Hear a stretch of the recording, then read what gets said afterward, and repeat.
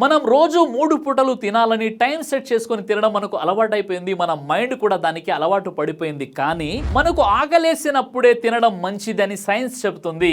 అయితే ఈ మధ్య కాలంలో రోజుకు ఒక్క పూట మాత్రమే భోజనం చేసే పద్ధతి 1 మీల్ ఏ డే చాలా పాపులర్ అయింది. ఇది నిజంగా ఆరోగ్యానికి మంచిదా? దీనివల్ల ఎలాంటి ప్రయోజనాలు ఉంటాయో తెలుసుకునే ప్రయత్నం చేద్దాం. ఇప్పుడు రోజుకు ఒక్కసారి భోజనం చేసే ఈ పద్ధతిని 1 మీల్ ఏ డే OMAD అని అంటారు. దీనివల్ల కొన్ని ఆరోగ్య ప్రయోజనాలు ఉన్నాయి. ఒకటి, బరువు తగ్గడంలో సహాయం. రోజుకు ఒక్కసారి భోజనం చేయడం వల్ల సహజంగా క్యాలరీలు తగ్గిపోతాయి.